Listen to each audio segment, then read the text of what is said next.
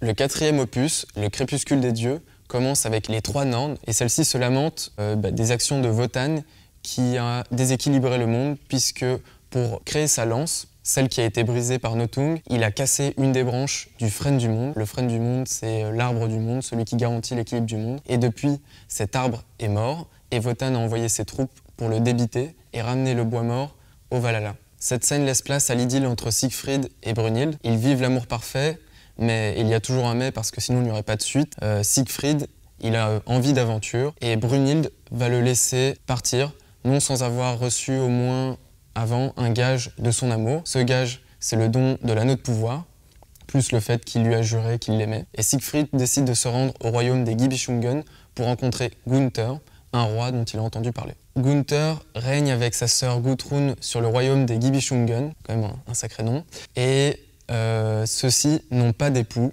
ni épouse, et ils ont pour conseiller Hagen. Hagen, c'est leur demi-frère, mais c'est aussi le fils d'Alberich, et ça c'est important parce que ça veut dire qu'il fait partie de la lignée maudite et que ce qu'il cherche, lui, c'est récupérer les objets qui ont été perdus par son père et son frère avant lui. Et donc lui, son but, ça va être de faire en sorte de ramener Siegfried et Brunhild au royaume pour pouvoir leur prendre les objets. Et donc il va convaincre Gudrun et Gunther que Brunhild et Siegfried seraient leurs conjoints idéal respectifs. Tous sont d'accord là-dessus et Hagen propose de concevoir un filtre pour faire oublier à Siegfried son amour pour Brunhild et le rendre amoureux de Gudrun. Évidemment, qui arrive là? Siegfried, il est là au bon moment. Entre-temps, Hagen a préparé son filtre. Dès son arrivée, ils le lui font boire. Il oublie instantanément son amour et toutes les aventures qu'il a vécues avec Brunhild et tombe éperdument amoureux, cette fois-ci, de Gudrun. Il souhaite se marier avec Gudrun, mais Gunther, avant de lui accorder cela, lui demande d'aller chercher pour lui Brunhild. Ouais, c'est difficile.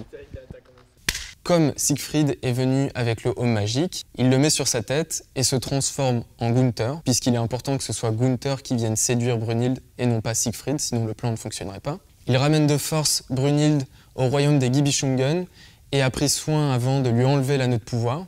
Et arrivé au royaume, il enlève son Haume magique, redevient Siegfried, et à ce moment-là, Brunhild va se rendre compte que ce n'est pas du tout Gunther qui l'a ramené, mais bien Siegfried. Elle apprend qu'il s'est uni à Gudrun et elle en est profondément choquée puisqu'il lui avait juré son amour pour elle. Elle se sent trahie et furieuse, elle souhaite la mort de Siegfried. Elle ne veut pas non plus se marier à Gunther, donc les deux sont un petit peu biaisés et Hagen en profite pour leur proposer d'assassiner Siegfried. Et le lendemain, lors d'une partie de chasse, c'est là que Hagen va le frapper lorsqu'il aura le dos tourné. Ok, je reprends peut-être depuis le début. Non. Siegfried meurt, Hagen ramène sa dépouille au château. Gunther tente de s'emparer de l'anneau, mais Hagen le tue.